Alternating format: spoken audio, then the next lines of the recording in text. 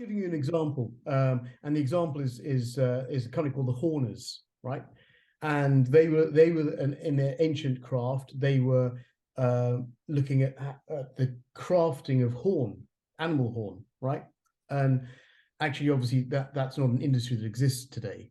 And so, what they turned themselves into is a company that's focused on polymers, because actually, natural horn is a polymer.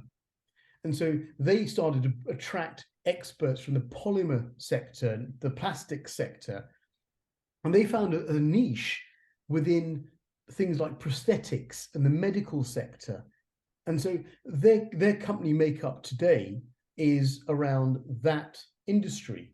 So they've kind of transformed themselves over time into something that's relevant to today's world from an industry that doesn't exist anymore. So you get these transformations. So although they have these very ancient names, a lot of these companies do very modern things.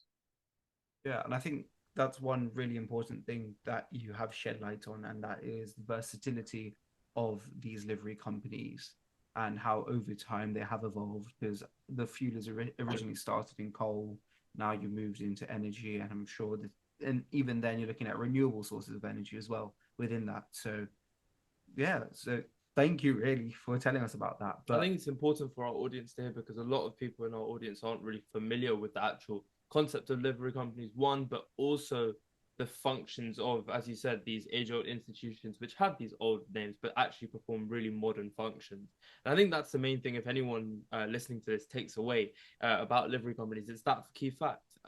So yeah, let's move on to the last bit of the podcast. And so the last bit of the podcast, as we said before, is going to be discussing your MBE. So an MBE as is a member of the Order of the British Empire. So the real question is, what did you do to get it? Yeah, I really honoured to receive that in the New Year's Honours List a couple of years ago. I got it for services to diversity and to the British Hindu community, and it was work that I'd done around really our community within the British Hindus, and we belonged to a group which I was president of. We'd done a white paper on the government legislation that was coming through at the time around caste discrimination, and we sort of inputted into that, and we'd done a bit of work around better explaining how the caste system works in the Hindus, and the impacts of the legislation on that group. And so it was around that, and then I'd done a fair bit of work, community work in South London where I lived, and with the sort of family, the Hindu families in that area. We've run a lot of cultural and educational programs for them, and then done some charity work at a sort of national level for British Hindus. And so yeah, it was lovely to be recognised in that way. Yeah, it's brilliant. So in terms of MBE, it's a chivalry rank, I believe. And so what's like the general order of them? Is MBE the highest, the lowest, the middle? Or... Oh, it's right at the bottom of the rung. So yeah, so you have, it's the order of the British Empire is the I suppose the structure under which the different orders sit. And so I think there's one called the British Empire Medals, the BEM, and then there's the member of the order, which is what I am, and then you have officer of the order, which is the OBE, and then you have commander of the order, which is the CBE. And then you get that there are other than so many other levels with knighthoods and all the rest of it. So that's just the order of the British Empire merits. Yeah. Okay, perfect. So the last question, and it's more of a challenging question, I think, is do you think it's contradictory that you've accepted an award that were built on the foundations of an empire, especially given your contributions to what you've been recognized for regarding diversity? It's a good question. I think it's very topical. It's coming up more and more with, I think, the passing of Her Majesty as well. People have had a chance to perhaps reflect on the relevance of monarchy and the relevance of of Britain. You know, we've been having this discussion about post-Brexit Britain and where's our place in the world. I think it's really important that we don't try and cancel that history and that culture. So, you know, yes, the order I got is a merit order of the British Empire, but that's a fact, you know, and the British Empire was the largest empire in the world, and that's a historical fact. And this country is what it is because of that empire. I think, you know, looking at both a bit of a judgment call, but I reckon all of our families are in this country because of a result of empire, right? So there's no denying that. I think if we're going to learn from it and improve from it and bring in the next generation to make sure that those good aspects of empire continue and those negative aspects of empire are curtailed, they've got to have an understanding of that. So I don't necessarily see it as contradictory. I see it as something complementary in the sense that you've got to accept history and you've got to then move on from it. So for me, you know, I've been asked a few times, you know, has getting an MBE changed anything for you? Well, it's not changed me, but what I want to use it for is an opportunity and a platform to speak more about equality and diversity and inclusion. So, you know, it's how you use these things and what you do with them, I suppose, that's more important than what they're called. Yeah, and I think that's a really important point that you've raised, is the idea that people recently, I think in the 21st century especially, have started to cancel history.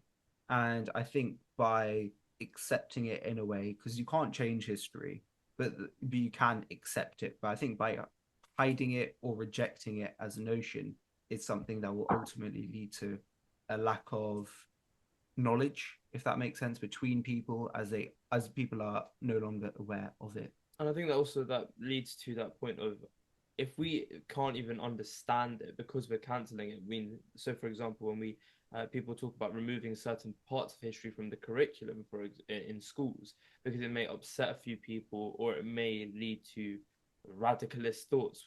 That's what some people come out. And I think that's absolute a travesty, because the point of history is that you learn why people did what they did, and then you can learn from it and you can learn about what worked and what didn't work. Because although the empire as a whole thing was obviously not the best thing in terms of morality, there's obviously certain things you can learn from an organization point of view or from, you know, a logistical point of view that might have been quite useful, which then you can use in a better ethical way.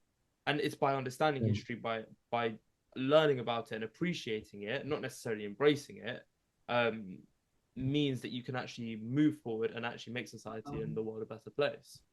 So I think it's spot on, yeah.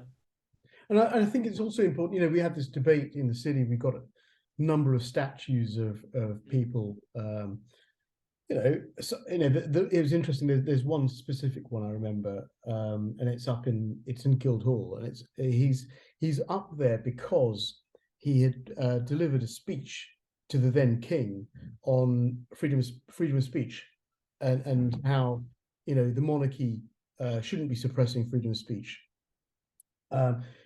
Happens that he was a massive slave trader as well, and we were having a discussion about whether we remove the statue or whether we keep it, and you know what the options were. And what we ended up deciding to do was to retain the statue where it was, but actually put in an explanatory plaque and an explanatory QR code that then links to a much deeper understanding of the guy's history and you know, those aspects of his life that weren't celebrated in the statue, so that people had a rounder understanding of that person.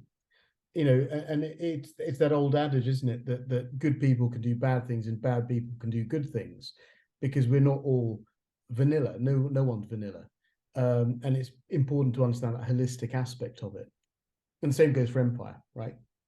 I think that's a perfect way to end this podcast, in the sense that and this can be done through various media forms. And I think the fact that you mentioned it through discussion, in terms of we advocate this and I could say preach this on a very weekly basis, in terms of conversation, discussion, and understanding is the key to actually moving forward and the key to learning, which sometimes really just gets forgotten, and we forget the reason why we're doing half the stuff we talk about is to then understand and then move forward. So whether it be about the empire, whether it be about general subjects, whether it be about learning about different corporations, as I have today personally. Conversation and discussion is the key for that. Yeah, and I think also what you mentioned that was really good is that when you talked about the statue, you gave a full rounded picture, and you gave people the choice to choose which side they want to believe in, if that makes sense, or they side with. And I think that's really important. You don't want just a 2D view of things, you need to get a 3D view.